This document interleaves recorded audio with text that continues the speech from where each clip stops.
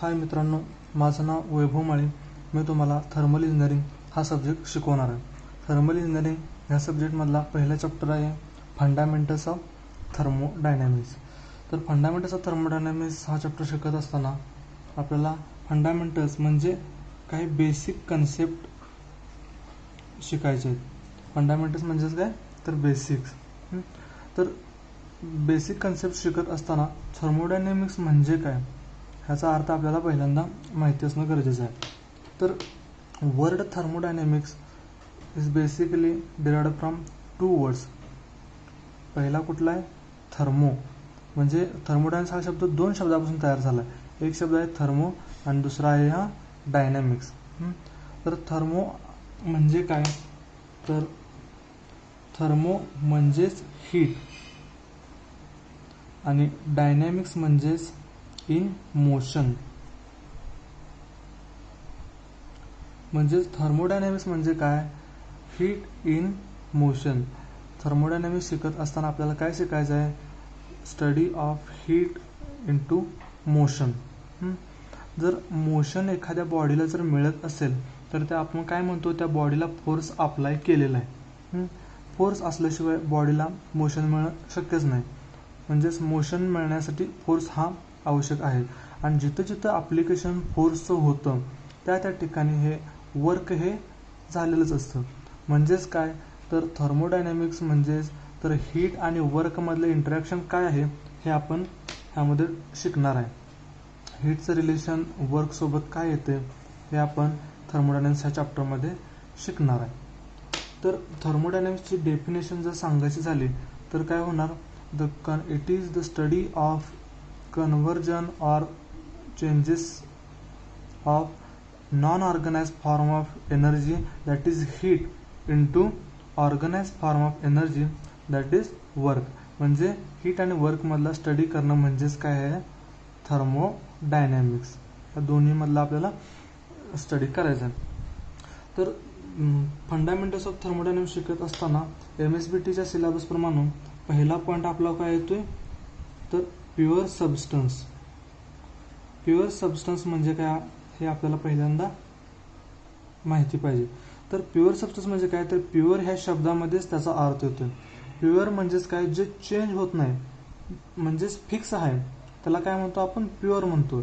म्हणजेच काय the substance whose chemical composition does not changes which is called as pure substance.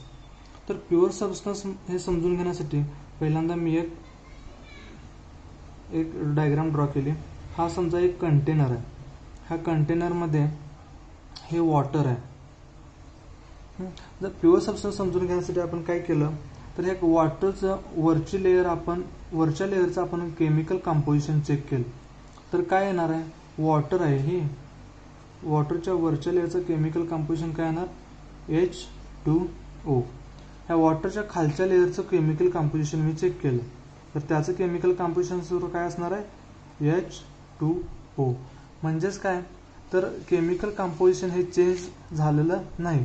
Chemical composition वरच्या लेअरचं आणि खालच्या लेअरचं दोन्हीचं पण सेमच आहे. म्हणजे जर समजा मी ह्या वॉटरमध्ये 1 स्पून मी साल्ट ॲड केलं. 1 स्पून काय केलं साल्ट ॲड केलं तर साल्ट म्हणजेच काय तर NaCl. तर H2O प्लस NaCl ॲड केल्यानंतर काय होणार साल्ट ह्यामध्ये वॉटरमध्ये डिझॉल्व्ह होणार. मग आता जर वरची लेअर आपण चेक केली तर वरच्या लेअरचं कंपोजिशन काय असणार आहे H2O प्लस NaCl असणार आहे. म्हणजे साल्टचं द्रावण असणार आहे मिश्रण असणार आहे त्याचं साल्टचं आणि वॉटरचं. आणि खालच्या लेअरचं कंपोजिशन चेक केलं तर त्याचं काय असणार आहे त्याचं पण काय असणार आहे H2O प्लस NaCl असणार. म्हणजे कुठल्याही लेअरचं कंपोजिशन चेक केलं यामधलं तर H2O प्लस NaClच येणार आहे. म्हणजेच केमिकल कंपोजिशन थ्रू आउट कसं असणार आहे सेम असणार आहे. म्हणून H2O प्लस NaCl ला सुद्धा आपण काय म्हणणार प्युअर सबस्टन्स म्हणणार. आणि नुसता H2O जर घेतला असला तर त्याला सुद्धा आपण काय म्हणणार आहे प्युअर सबस्टन्सच म्हणणार आहे. समजा मी दुसरी एक डायग्राम ड्रॉ केली. हा दुसरा एक कंटेनर घेतला आहे मी. ह्या कंटेनरमध्ये मी वॉटर पहिल्यांदा घेतलं. हे वॉटर घेतलं आणि त्याच्यानंतर ना मी ह्याच्यामध्ये केरोसिन ऍड केलं वरती. तर वॉटर आणि केरोसिन हे दोन्ही एकमेकांमध्ये मिक्स होतील का? तर नाही. वॉटरची डेन्सिटी कमी आहे, वॉटरची डेन्सिटी जास्त आहे, केरोसिनची डेन्सिटी कमी आहे. त्यामुळे केरोसिन पाण्यावरती तरंगणार आहे आणि वॉटर खालच्या साईडला राहणार आहे. म्हणजे हे दोन्हीचं होमोजेनस मिक्सचर होणार नाही. जर आपण केमिकल कंपोजिशन चेक करण्यासाठी त्याची वरची लेअर चेक केली तर वर काय येणार आहे? केरोसिन असणार इथं. आणि जर खालची लेअर चेक केली तर खाली काय असणार आहे? वॉटर असणार आहे. म्हणजेच काय, तर थ्रूआउट मिक्सचरचं केमिकल कंपोजिशन सेम आहे का? तर नाही. मग ह्याला आपण प्युअर सबस्टन्स म्हणणार का? तर नाही, हे प्युअर सबस्टन्स होणार नाही. हे झालं प्युअर सबस्टन्सच्या बाबतीत. प्युअर सबस्टन्सची डेफिनेशन कशी होणार? The substance which is having fixed chemical composition, त्याला काय म्हणणार आहे आपण? प्युअर सबस्टन्स म्हणणार आहे. तर प्युअर सबस्टन्सचे एक्झाम्पल काय काय असणार आहेत बघा. तर एअर हे एक प्युअर सबस्टन्सच आहे. वॉटर आपण पहिल्यांदा बघितलं, वॉटर सुद्धा केमिकल कंपोजिशन त्याचं पण सेम आहे. वॉटर सुद्धा काय जाणार आहे? प्युअर सबस्टन्सच होणार आहे. त्याच्यानंतर ना हायड्रोजन हे सुद्धा एक आहे प्युअर सबस्टन्सच आहे. प्युअर सबस्टन्स झाल्यानंतर आपल्याला दुसरा पॉईंट शिकायचा आहे, तो म्हणजे दुसरा पॉईंट जो आहे वर्किंग सबस्टन्स.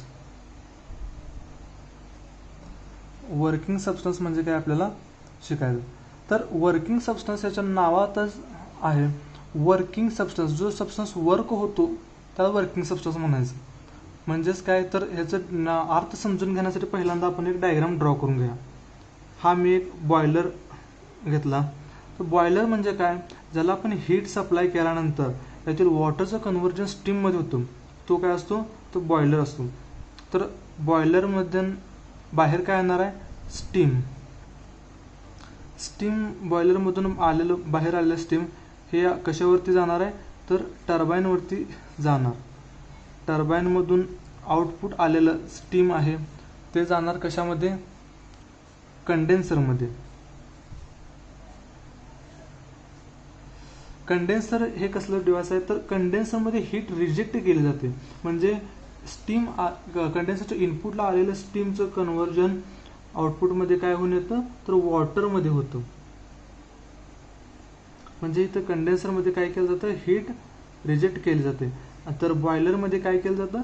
हीट ॲड केली जाते. आपण ह्याला हीट ॲड केल्यानंतरच वॉटरचं कन्व्हर्जन स्टीममध्ये होत असतं. म्हणजेच काय, इथं हीट ॲडिशन होते, इथं हीट ॲडेड आणि इथं रिजेक्टेड. म्हणजेच काय, तर वर्किंग सबस्टन्स म्हणजे काय? सबस्टन्स कोणता आहे? वॉटर हा एकच सबस्टन्स आहे, तोच त्याचं कन्व्हर्जन हीटमध्ये होते आणि परत ना हा याचं कन्व्हर्जन वॉटरमध्ये होते. तर the substance which is working throughout the cycle, म्हणजे the substance which is rejecting heat to the surrounding और absorbing heat from the surrounding which is called as the working substance. म्हणजे असा एक सबस्टन्स जो heat add सुद्धा करून घेतो आणि तो हीट रिजेक्ट सुद्धा करतो, तर त्याला काय म्हणणार आहे आपण? वर्किंग सबस्टन्स असं म्हणणार आहे. ह्याच्यानंतर ना पुढचा पॉईंट आपण शिकणार आहे तो म्हणजे काय, तर सिस्टीम. सिस्टीम म्हणजे काय हे आपल्याला शिकलं पाहिजे. सिस्टीम शिकत असताना मी एक कोणताही शेप ड्रॉ केला आणि ह्या शेपला मी इथं सिस्टीम म्हटलं. जर मी असा तुम्ही दुसरा कोणताही शेप घेतला तर त्याला तुम्ही सिस्टीम म्हणू शकता. सिस्टीम म्हणजे काय असतं, तर it is the region in space. म्हणजे ह्या स्पेसमधला कोणताही रिजन जर आपण स्टडीसाठी घेतला असला, थर्मोडायनामिक स्टडीसाठी घेतला असला, तर त्याला आपण सिस्टीम म्हणणार. मी हा रिजन घेतलाय सिस्टीम, ह्याला मी सिस्टीम म्हटलं. जर समजा एक प्रेशर कुकर आहे, तो प्रेशर कुकर जर मी माझ्या स्टडीसाठी घेतला असला तर मी प्रेशर कुकरला सिस्टीम म्हणणार. जर समजा एक रूम आहे, त्या रूममधलं मला टेम्परेचर चेंजेस मेजर करायचे आहेत, तर माझी सिस्टीम काय झाली, तर ती टोटल रूम माझी सिस्टीम झाली. म्हणजे तुम्ही सिस्टीम म्हणजे काय, तर जो पार्ट तुम्ही तुमच्या थर्मोडायनामिक स्टडीसाठी किंवा अंडर ऑब्झर्वेशन ठेवलाय तुमच्या स्टडीसाठी, त्याला तुम्ही काय म्हणणार आहे, तर सिस्टीम म्हणणार आहे. तर दुसरा पॉईंट काय येणार सिस्टीम झाल्यानंतर ना, सराउंडिंग. सराउंडिंग म्हणजे काय हे आपल्याला माहीत करून घ्यायचं आता. तर सराउंडिंग म्हणजे काय, सिस्टीम सोडून जो बाहेरचा भाग आहे त्याला तुम्ही काय म्हणणार आहे, सराउंडिंग. म्हणजे सिस्टीमच्या आउटसाइडचा जो पार्ट आहे त्यालाच तुम्ही काय म्हणणार आहे, surrounding. Everything external to the system is called as the surrounding. अशी आपण ह्याची डेफिनेशन करणार. जर समजा मी आता ही रूम जर आपण सिस्टीम घेतली तर बाहेरचा कोणताही भाग असू दे, जर मी ताजमहल जरी कन्सिडर केला तर त्याला तुम्ही सराउंडिंग म्हणू शकता. त्याच्यानंतर ना सिस्टीम झालं, सराउंडिंग झाल्यानंतर आपला तिसरा पॉईंट येतो तो म्हणजे बाउंड्री.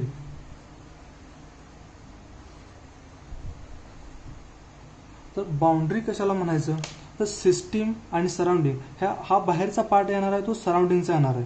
सिस्टीम आणि सराउंडिंग जे सेपरेट करतो, जो पॉइंट सेपरेट करतो, the line which separates the system to the surrounding is called as the boundary. आता ही बाउंड्री आहे जी सिस्टीम आणि सराउंडिंग मध्ये सेपरेट करते, तर त्याला काय म्हणणार आहे आपण, बाउंड्री म्हणणार आहे किंवा थर्मोडायनॅमिक बाउंड्री असं म्हणणार आहे. त्याच्यानंतर चौथा पॉइंट येतो तो म्हणजे युनिव्हर्स. युनिव्हर्स म्हणजे काय, system plus surrounding plus boundary म्हणजे ह्या पूर्ण टोटल पार्टला आपण काय म्हणणार तर युनिव्हर्स म्हणणार आहे. त्याच्यानंतर आपला नेक्स्ट पॉइंट आहे तो म्हणजे सिस्टीमचे टाइप्स ऑफ द सिस्टम.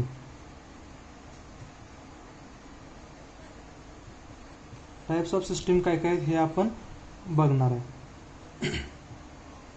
आता सिस्टीमचे टाइप्स कशावरून पडलेत ते पहिल्यांदा बघायचं. सिस्टीमचं टाइप बेसिकली 2 पॉईंटवरून पडलेत. त्यातला एक म्हणजे मास ट्रान्सफर आणि दुसरा आहे तो म्हणजे हीट ट्रान्सफर. तर मास ट्रान्सफर होतं का, हीट ट्रान्सफर होतं का, ह्या 2 पार्टवरून सिस्टीमचे टाइप्स पडलेत. तर पहिल्यांदा आपल्याला मास ट्रान्सफर म्हणजे काय आणि हीट ट्रान्सफर म्हणजे काय हे समजून घेतलं पाहिजे. तर मास ट्रान्सफर आणि हीट ट्रान्सफर समजून घ्यायला मी एक डायग्राम ड्रॉ करतो. आता समजा हा एक आपला प्रेशर कुकर आहे साधा. प्रेशर कुकरमध्ये काय होतं, तर प्रेशर कुकरला आपण इथून हीट सप्लाय करतो आणि इथं आपलं फूड असतं. प्रेशर कुकरला हीट सप्लाय करतो त्यावेळेला काय होतं, तर हीट ह्या प्रेशर कुकरच्या भांड्याच्या आतमध्ये जाते. म्हणजे इथं काय होतं, तर हीट ट्रान्सफर होतं. फक्त इथून एनर्जी इथली या आतमध्ये जाते, म्हणजेच काय होतं, हीटचं ट्रान्सफॉर्मेशन होत असतं. आणि ज्या वेळेला ह्या आतील पाण्याचं व्हेपरमध्ये कन्व्हर्जन होतं त्यावेळेला इथून व्हेपर हे बाहेर पडतं. व्हेपर बाहेर पडतं म्हणजे ते स्टीम असतं.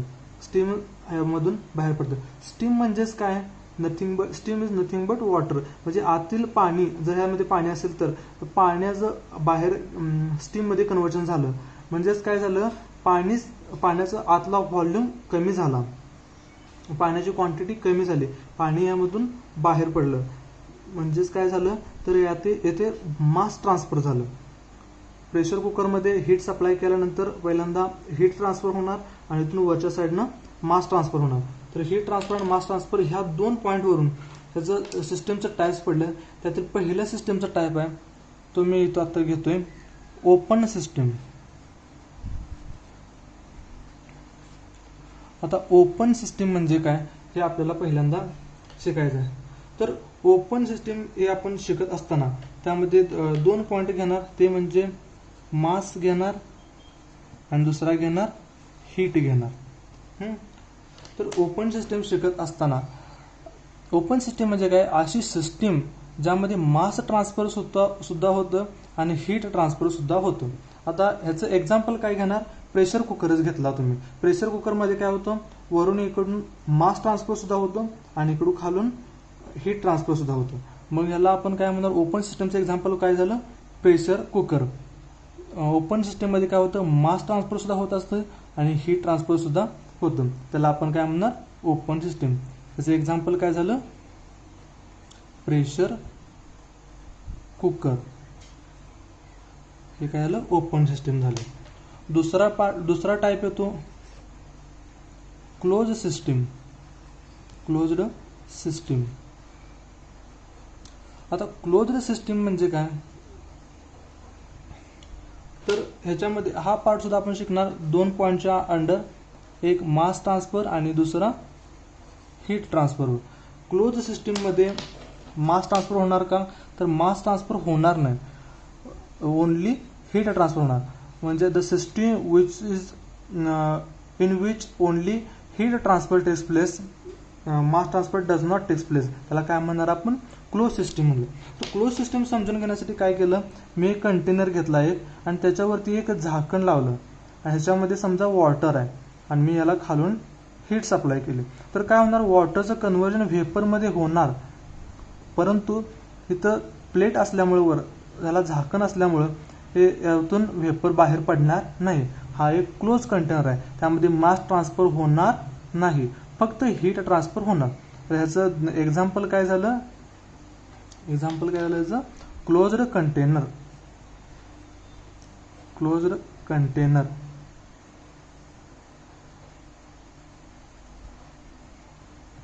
With heat supply.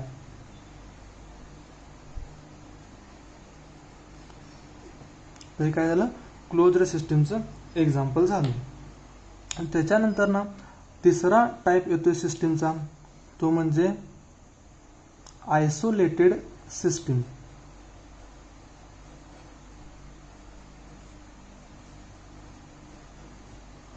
Isolated system म्हणजे काय, तर बघा आपण ह्या सिस्टीम 2 पॉईंटच्या आधारे स्टडी करतोय. ते म्हणजे एक मास ट्रान्सफर, दुसरा हीट ट्रान्सफर. तर आयसोलेटेड सिस्टीममध्ये काय होणार, तर मास ट्रान्सफर पण होणार नाही आणि हीट ट्रान्सफर सुद्धा होणार नाही. म्हणजे अशी एक सिस्टीम ज्यामधून मास ट्रान्सफर सुद्धा होणार नाही, हीट ट्रान्सफर सुद्धा होणार नाही. तर या सिस्टीमला काय म्हणणार आहे, आयसोलेटेड सिस्टीम म्हणणार. तर आयसोलेटेड सिस्टीमचं एक्झाम्पल काय, तर आपला थर्मास फ्लास्क. थर्मासमध्ये काय होत असतं, यामधून हीट लॉस होत नाही. हा आपला थर्मास आहे.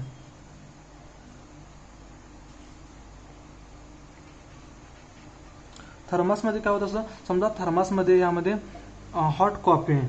कॉफी असेल तर कॉफीचं टेम्परेचर पण सेम राहणार आणि आतली कॉफीची क्वांटिटी पण सेम राहणार. म्हणजे मास पण कमी होणार नाही आणि हीट पण त्याची रिजेक्ट होणार नाही. तर त्या सिस्टीमला काय म्हणणार आहे आपण, आयसोलेटेड सिस्टीम. आयसोलेटेड सिस्टीमचं एक्झाम्पल काय, थर्मास. हे आयसोलेटेड सिस्टीमचं एक्झाम्पल आहे. ह्याच्यानंतर ना आपला पुढचा पार्ट आहे तो म्हणजे properties of the system. Properties of system आपण शिकणार आहे. तर प्रॉपर्टीज ऑफ सिस्टीम शिकत असताना प्रॉपर्टी म्हणजे काय हे आपल्याला माहीत पाहिजे. तर प्रॉपर्टी म्हणजे काय, property it is nothing but the characteristics which defines the system. Properties are the characteristics by which we define the system. त्याला काय म्हणायचं, प्रॉपर्टी म्हणजे जो सिस्टीम डिफाईन करतो, ज्याच्यावरून आपण सिस्टीम डिफाईन करू शकतो, त्या पॉईंटला आपण काय म्हणणार आहे, प्रॉपर्टी म्हणणार आहे. तर प्रॉपर्टीचे बेसिकली 2 टाईप पडतात. त्यातील पहिला टाईप आहे इंटेन्सिव्ह प्रॉपर्टी आणि दुसरा टाईप आहे एक्सटेन्सिव्ह प्रॉपर्टी. तर इंटेन्सिव्ह प्रॉपर्टी आणि एक्सटेन्सिव्ह प्रॉपर्टीमध्ये 2 टाईप पडतात. तर इंटेन्सिव्ह प्रॉपर्टी म्हणजे काय आणि एक्सटेन्सिव्ह प्रॉपर्टी म्हणजे काय हे आपण समजून घ्यायचं. इंटेन्सिव्ह ह्या वर्डमध्येच पहिलाच त्याचा अर्थ येतोय इन पासून सुरुवात होते काय, इंडिपेंडंट.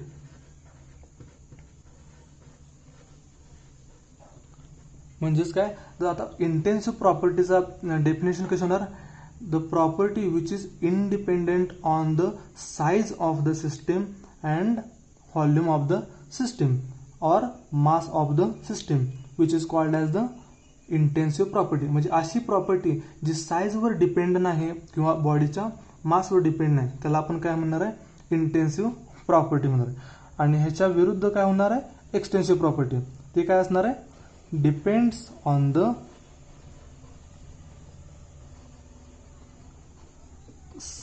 साइज ऑफ द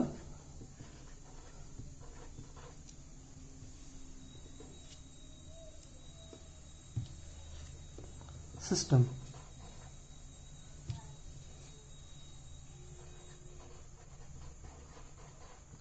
आणि आणि इंडिपेंडेंट ऑन द हे काय असणार आहे, साईज ऑफ सिस्टम असणार आहे.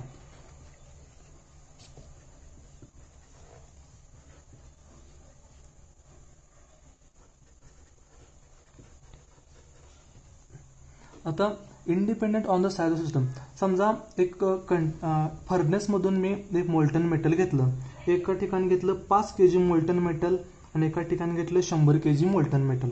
तर फर्नेस म्हणजे काय तुम्हाला माहिती असलं पाहिजे. फर्नेस म्हणजे काय, तर जिथं आपण मेटलचं लिक्विडमध्ये कन्व्हर्जन करतो, तर काय असतं फर्नेस. फर्नेस हे मोठमोठ्या इंडस्ट्रीमध्ये यूज करतो आपण. त्यातील समजा मी एक एक्झाम्पल घेण्यासाठी म्हणून मी घेतलं, एक 5 kg मोल्टन मेटल घेतलं आणि 100 kg घेतलं. जर 5 kgचं मी टेम्परेचर चेक केलं आणि 100 kgचं टेम्परेचर चेक केलं, तर दोन्हीचं टेम्परेचर सेम येईल का, तर सेमच येणार, कारण एकाच फर्नेसमधून घेतले. म्हणजेच काय, तर temperature of that system does not depend on the size or the mass of the system. म्हणजे 5 kg आहे आणि 100 kg आहे म्हणून त्याच्यामध्ये टेम्परेचर चेंज होणार आहे का, तर नाही होणार. म्हणजेच इंटेन्सिव्ह प्रॉपर्टीज एक्झाम्पल काय होणार आहे, पहिल्यांदा टेम्परेचर. टेम्परेचर ही इंटेन्सिव्ह प्रॉपर्टी आहे, म्हणजे independent on the size of system. Next example काय असणार आहे ह्याचं, प्रेशर. हे सुद्धा काय आहे, इंटेन्सिव्ह प्रॉपर्टी. ह्याच्यानंतर ना फिस्कॉसिटी, हे सुद्धा काय आहे, इंटेन्सिव्ह प्रॉपर्टी. त्याच्यानंतर आपण जाणार extensive property. Extensive property opposite कोणाच्या आहे, इंटेन्सिव्ह प्रॉपर्टीचा. म्हणजे depends on the size of the system and mass of the system. Size of system आणि मास ऑफ द सिस्टीम सुद्धा डिपेंड्स असणार आहे. तर ह्याच्यामध्ये काय काय येणार आहे बरं, एक्झाम्पल काय काय येणार आहे बरं ह्याच्यामध्ये. पहिलं एक्झाम्पल येणार आहे इंटरनल एनर्जी. इंटरनल एनर्जी काय असणार आहे, ही एक एक्सटेन्सिव्ह प्रॉपर्टी आहे. त्याच्यानंतर ना एंट्रॉपी. आता एंट्रॉपी म्हणजे काय, इंटरनल एनर्जी म्हणजे काय, हे आपण नेक्स्ट चॅप्टरमध्ये शिकणार आहे. एंट्रॉपी, एन्थाल्पी हे सुद्धा काय असणार आहेत, एक्सटेन्सिव्ह प्रॉपर्टी असणार आहेत. तर एक्सटेन्सिव्ह प्रॉपर्टी, इंटेन्सिव्ह प्रॉपर्टी ह्याबद्दल पूर्ण माहिती जाणून घ्यायला आपण एक रूम घेऊया. एक्झाम्पल म्हणून एक रूम घेतली मी. ह्या रूमचं मास घेतलं, यम एवढं मास आहे. ह्याचं व्हॉल्यूम व्ही एवढं आहे. ह्याची ती इंटरनल एनर्जी ई एवढी आहे. ह्याचं टेम्परेचर टी एवढं आहे. ह्याचं प्रेशर पी एवढं आहे आणि ह्याची डेन्सिटी मी रो एवढी घेतल्या. जर समजा ही रूम आहे, हे रूमचं मला मी 2 पार्टमध्ये सेपरेट भाग केलं. म्हणजेच काय केलं, समजा आता ही एक रूम घेतलेली मी, ह्याचं 2 पार्टमध्ये विभाजन केलं ह्या रूममध्ये. तर काय होणार, तर हा मास काय होणार, मासचं हाफ पार्ट होणार. म्हणजे m/2 इथं पण होणार m/2 होणार. तर व्हॉल्यूम काय होणार, व्हॉल्यूम सुद्धा काय होणार, हाफच होणार, v/2 इथं पण v/2 होणार व्हॉल्यूम. इंटरनल एनर्जी काय होणार, इंटरनल एनर्जी सुद्धा निम्मी होणार.